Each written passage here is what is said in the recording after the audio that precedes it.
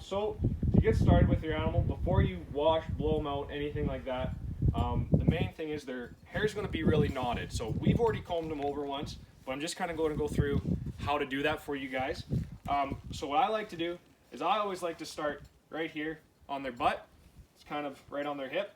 And the main rule when you're combing and training hair on any cow is that it's always up and ahead on a 45-degree angle, and that's everywhere. I could be doing it down on the leg, in his flank, up here on top. It's up and ahead. Just for hair training, when it comes to clipping later, it's a little easier. As long as everything, our blowing, our washing, everything is going to be going ahead and training that hair forward. Okay, and that's the main rule with getting cattle ready for the ring, getting ready for the pictures, or if you're just having fun at home because you're bored during quarantine.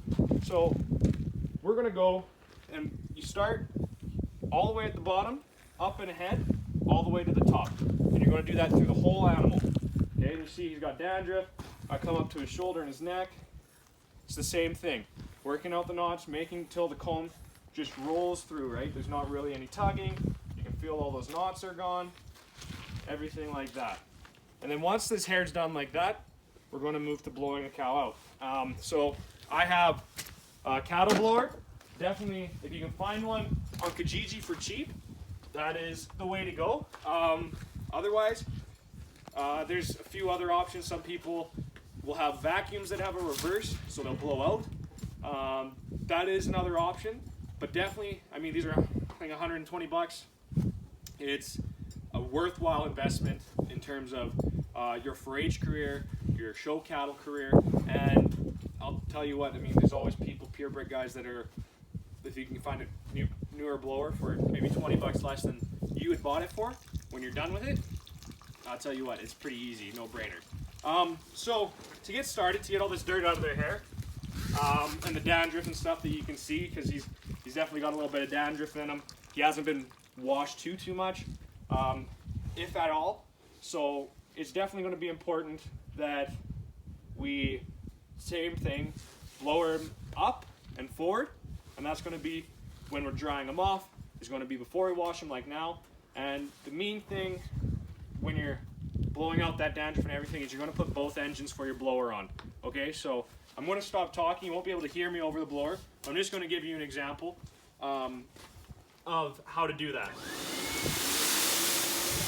So you always start at the back and you work forward. If you're not too sure, it's okay to start a little further away because they're not going to necessarily be used to it.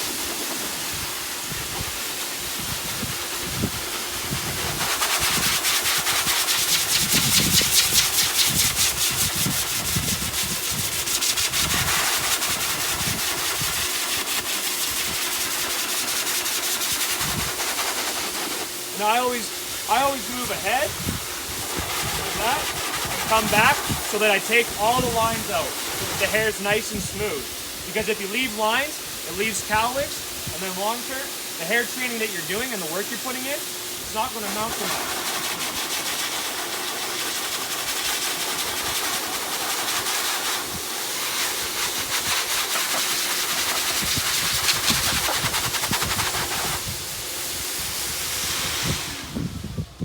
So when you're doing that, it's going to take a little more time than that. He's not done. I'm going to do that before I show you guys how to get started with washing.